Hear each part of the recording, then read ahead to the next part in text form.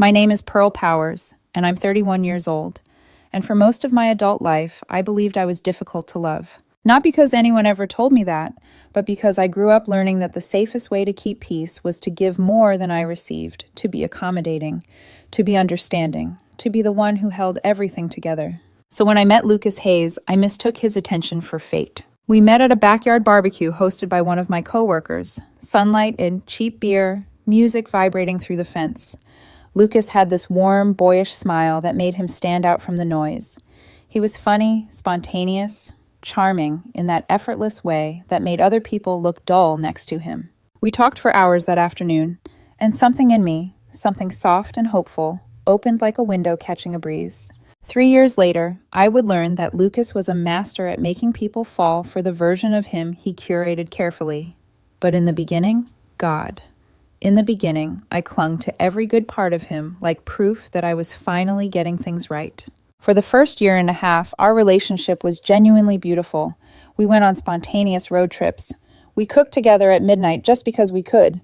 He danced with me in the kitchen even when there was no music playing. He made me feel chosen. But somewhere between the honeymoon phase and the quiet routines that settled in afterward, something shifted.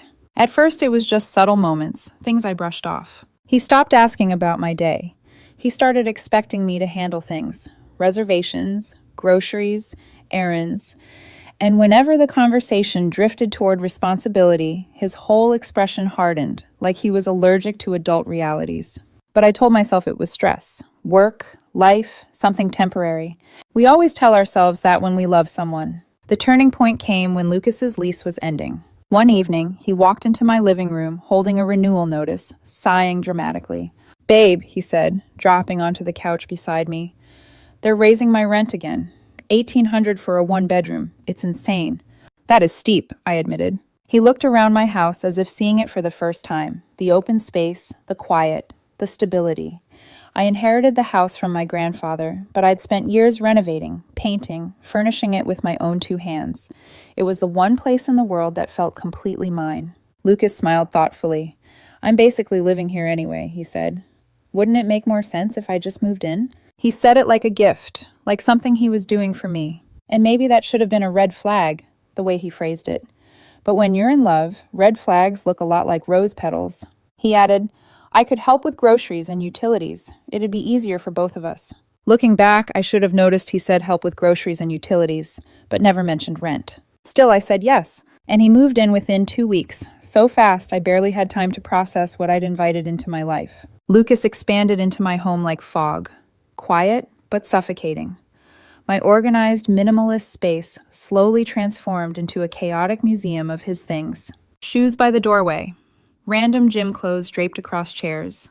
Decorative items I'd never seen before piling onto shelves. At one point I asked, half joking, "Why do we need 7 throw pillows on one couch?" He laughed at me. "Pearl, you can't have a bachelor couch forever." "I'm not a bachelor," I said. "Exactly. So let me help make the place look like 2 people live here." But it didn't look like 2 people lived there. It looked like he was taking over. Still, I let it go. Because that's what I did. Because I loved him.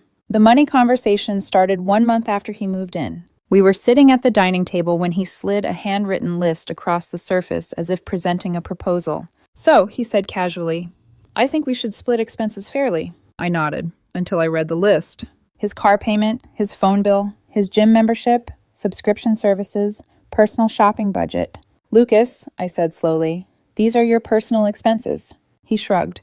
"Yeah, so we'd split them. Half for me, half for you. That's fair." It was like talking to someone living in a completely different financial universe. "Why would I pay for your car or your gym membership?" I asked. He leaned back, offended. "Because we're a team. Couples support each other. My buddy's girlfriend pays all his bills." "Well, I'm not your buddy's girlfriend," I said. He frowned. "So you won't help me?" And that was my first mistake. I compromised. "Lucas, I'll cover the house stuff. Mortgage, utilities, internet, groceries. You handle your personal expenses. That way you can save money without me paying your bills directly." He smiled, relieved. "See?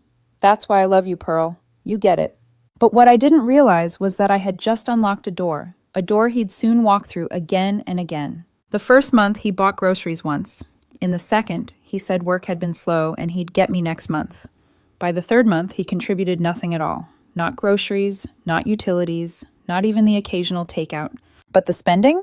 That increased. It started small. He forgot his wallet, needed gas, needed to pick up a few things. Just this once, babe, I'll pay you back. But once became twice, then 10 times, then he simply added my card to his Apple Pay. I didn't notice at first. I wasn't checking the charges every night. I trusted him. Until one evening, when I couldn't sleep, I opened my credit card app out of pure boredom and froze. $3,200, that month alone. My heart pounded. Clothing stores, cosmetic shops, lunch deliveries every day, subscription boxes I'd never heard of, online purchases at 1:30 a.m. It felt like being punched. When I confronted Lucas the next morning, he barely looked up from his phone. Did I spend that much? Huh. Sorry, babe. Work's been stressful. With my money? I whispered. He smirked like it was obvious. With our money, Pearl. Something inside me went quiet. A stillness I would later recognize as the earliest form of awakening.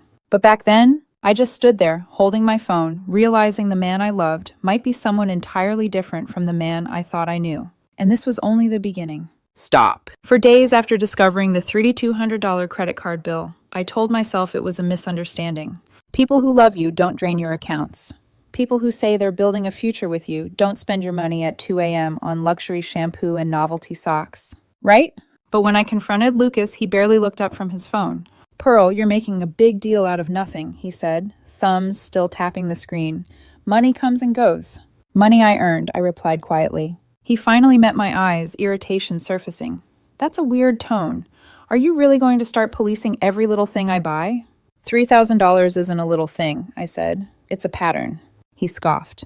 You make good money, and you live in a house you didn't even pay for. Why are you acting broke? Something cold slipped down my spine. It wasn't the words, but the entitlement behind them. The following week, Lucas floated between sweet and dismissive, like he sensed I was slipping away and wanted to keep me off balance. One night, he brought home takeout and said, "See, I do contribute." Another night, when I asked him to pick up groceries, he forgot. When I suggested we sit down and review expenses together, he muttered, "God, you're starting to sound like my ex." What does that mean? I asked. He shrugged. She was obsessed with budgets too, always stressing about money. It ruined us. I didn't miss the implication. If I asked for accountability, I'd ruin us too. By week 3, my fridge was nearly empty. My best friend Kara stopped by to drop off a sweater I'd left in her car. She stepped inside, took one look around, and frowned. "Pearl, why does your house look like a college bachelor lives here?" I forced a laugh. "We've both been busy." Her eyes narrowed as she glanced into the kitchen. "No groceries? Seriously? Did the apocalypse start without me?" I hesitated. Kara was the kind of friend who could smell trouble before I even admitted it existed, and I didn't want her to see how deeply I'd allowed myself to drown. But she walked straight to the pantry anyway, opened the door, and stared into the barren shelves. "Pearl, what is going on?" I swallowed. Lucas said he'd go shopping this week. "When?" I didn't answer. She shut the pantry softly, as if afraid loud noises might shatter the illusion I was clinging to. "Pearl, please don't tell me he's not contributing." "He's between things financially," I whispered, hating how weak my voice sounded. She turned to me slowly. "Does between things include spending your money like it's Monopoly cash?" A sting of shame burned my chest. "I'm working on it," I lied. Kara didn't push, but the worry in her eyes stayed with me long after she left, and it made the silence in my house feel even louder. 2 weeks later came the moment that cracked the foundation beneath me. I'd gotten a promotion at work, an actual milestone I'd been grinding toward for years. I walked through the door buzzing with pride, ready to share my news with the man I believed would be excited for me. He was surrounded by shopping bags. "Hey," I said tentatively, "guess what? I got the promotion." "That's cool," he said, barely glancing up. "Can you help bring the rest of my bags from the car?" I froze. Everything inside me shrank. Still, I helped.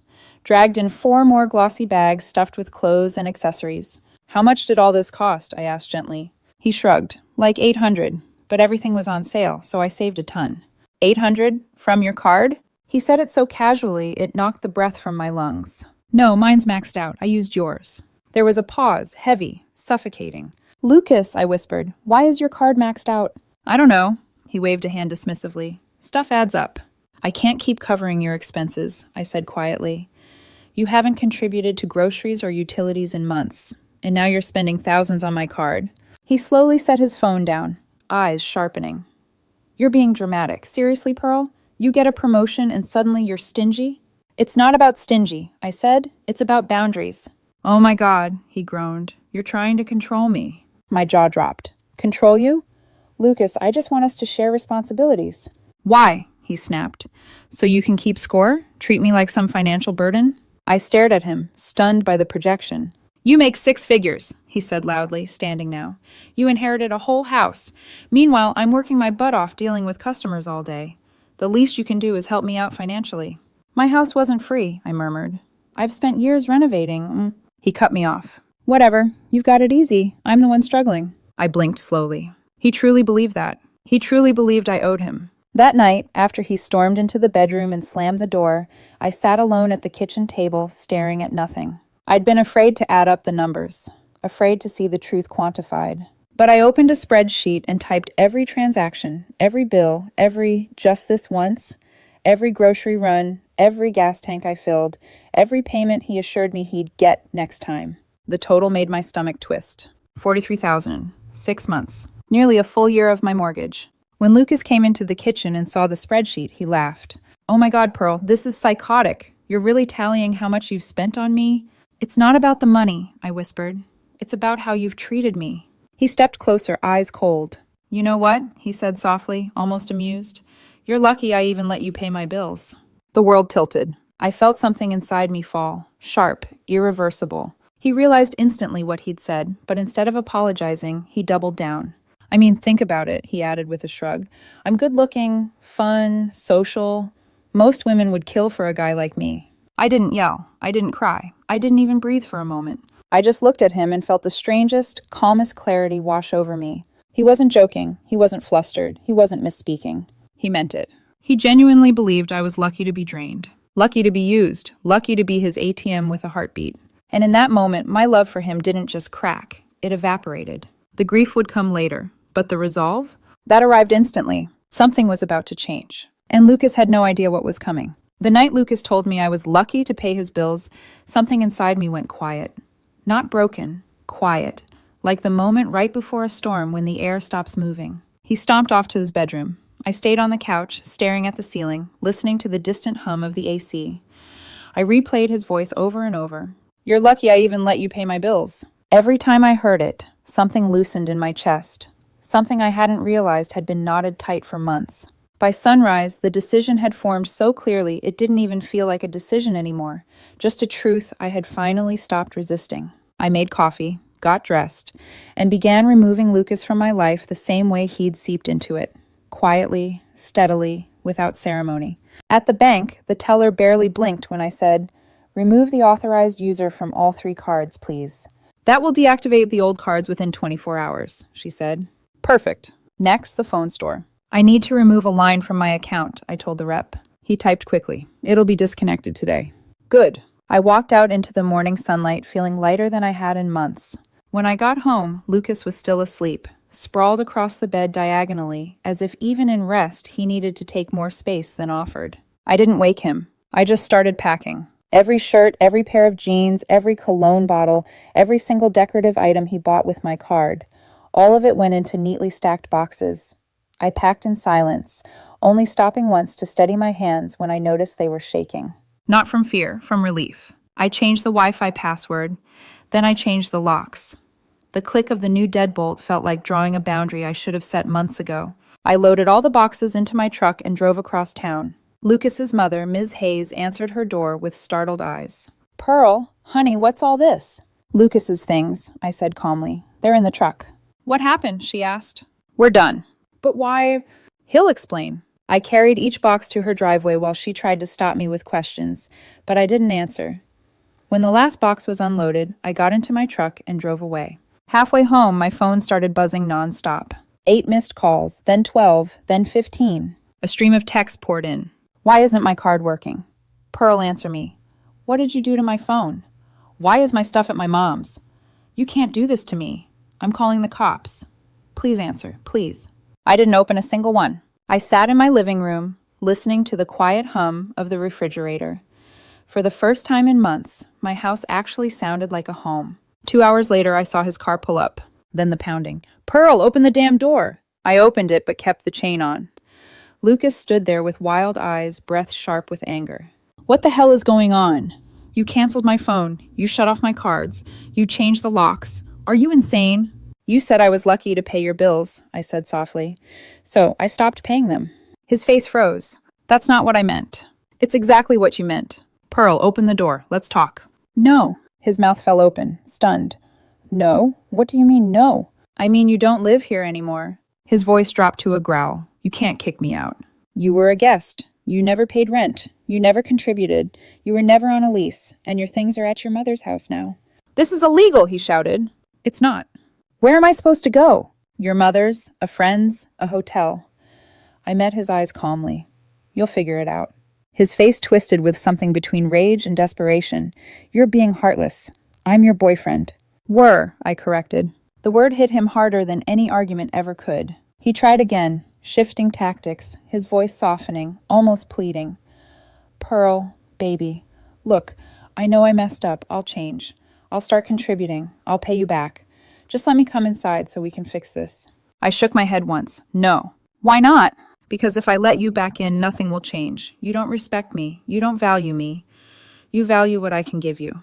That's not true. It is, and you know it. He swallowed hard, tears forming in his eyes. You're going to regret this, he whispered. When you're alone and miserable, you'll remember that someone loved you. I breathed out slowly. If what you gave me was love, I'll take loneliness. His expression collapsed into disbelief. I closed the door, locked it, double-locked it. Then I walked away before he could knock again. Behind the door, I heard him curse, then pound, then fall silent. I didn't care which version of him stood on the other side. Angry, crying, manipulative, hopeful. They were all the same man. For the first time in months, the house stayed quiet after Lucas left my porch. No shouting, no slamming doors, no passive-aggressive sighs from down the hall. Just silence. I spent the rest of the afternoon cleaning, really cleaning. Wiping down surfaces that had been covered in his clutter, tossing out the overpriced grooming products he'd bought with my card, folding my own blankets the way I used to before they were buried under decorative pillows I never wanted. By evening, the house finally felt like it belonged to me again. And when I sat on the couch, the cushions dipped only under my own weight. It felt like breathing for the first time. Things stayed quiet for 2 days. Then the doorbell rang. When I opened the door, it wasn't Lucas, it was his mother. She looked tired, older than I remembered. Pearl, she said softly, can we talk? I stepped aside and motioned her in, though a small part of me braced for confrontation. She sat at my kitchen table and folded her hands. I owe you an apology. Those were the last words I expected. She exhaled. Lucas has been at my house for 2 days now, and I saw everything you tried to tell me, firsthand. The entitlement, the spending, the way he expects people to fix his problems. Her voice cracked. I didn't raise him like that, but I enabled it. I said nothing, letting her speak. He maxed out another credit card yesterday, bought new shoes instead of paying the phone bill, then had the nerve to yell at me when I said no. I kept my face neutral, but internally, a part of me whispered, patterns don't disappear just because love leaves. I'm sorry for doubting you, she added. You were patient far longer than I would have been. Thank you, I said. That means something. She wiped her eyes. I told him he has until the end of the month to find his own place. I won't keep bailing him out. That's a hard thing to do, I replied gently. It is, she whispered. But if I don't stop now, he'll never grow up. She left after thanking me again, a strange, bittersweet closure to the chaos he brought into my life. For a week after that, the world went quiet again. No calls, no texts, no angry banging on my door. And then I ran into him. I was in the grocery store, debating between 2 brands of pasta, when I heard someone clear their throat. Pearl. I turned. Lucas looked different, worn out, hair unstyled, dark circles under his eyes, wearing older clothes I recognized, things he used to shove to the back of the closet because they weren't aesthetic. Hi, I said. He shifted awkwardly. I moved in with roommates. Place is small, cheap, but affordable. I nodded. He glanced into my cart and gave a humorless laugh. Name brand pasta. Must be nice. It's just pasta, I said gently. He ran a hand through his messy hair. Look, I wanted to say, I get it now. Everything you tried to tell me. His voice cracked. I literally couldn't have afforded the way I was living without you. I tried. I really tried. And it's impossible. It wasn't impossible, I said softly. You just refused to adjust. He swallowed hard. You were right. About everything. For a moment, he looked like someone I didn't recognize, not the man who drained me, not the man who strutted around my house like he owned the place, just a person finally hit by reality. "I'm sorry," he whispered. "Not because I want you back. I know that's not an option. I'm sorry because I used you, and I said things I never should have said." "Thank you," I said, and I meant it. He nodded, blinking fast. "Are you happy?" "I am," I replied. "Really." "Good," he said. "You deserve that." He pushed his cart past me, paused, then turned back one more time. "And Pearl?" "Yes?" "Thank you for cutting me off. I hate it right now, but if you hadn't, I don't think I'd ever learn how to stand on my own." I let him go without responding. Some moments don't need closure, they just need to end. Later that night, my friend Kara came over with takeout. We sat on my couch, the one that finally had only 2 pillows instead of 8, and talked like we used to before my life revolved around someone else's needs. "So," she said as she handed me a spring roll, "you saw him at the store?" I nodded. And he apologized. Kara raised an eyebrow. "Like, sincerely?" "Sincerely," I confirmed. She shook her head in disbelief. "Character development. I didn't think he had it in him." "Neither did I said. She nudged me with her shoulder. "You doing okay?" "I'm doing better than okay," I said. "I feel free." "Good," she said. "You deserve free." A soft warmth bloomed in my chest. Not romance, not infatuation, not the dizzy hope I once felt for Lucas. Just peace. The kind that comes from reclaiming your life. Weeks later, something unexpected happened. I met someone new. Not in a whirlwind moment. Not in some dramatic chance encounter. Just a normal day, in a normal line, ordering coffee behind a man named Ethan who laughed at the same joke I did. We started talking, then talking more, then meeting intentionally. He split every bill without hesitation. He never commented on my house, my income, or my past. He never asked what I could give him, only who I was. One evening, after a long shift at the ER, he sat beside me on the couch and handed me a mug of tea. "You take care of everyone," he said softly. "Let me take care of you sometimes too. Not financially, not with expectation, just with kindness." Something Lucas never understood. Months after the breakup, I walked through my home, my clean, quiet, peaceful home, and realized I no longer avoided the rooms he used to dominate. I no longer checked receipts anxiously. I no longer walked on eggshells in my own space. I had myself back, and that was worth more than every dollar he ever drained from me. I once told myself love was something I had to earn through sacrifice, but now I know the truth. Generosity is only beautiful when it's appreciated.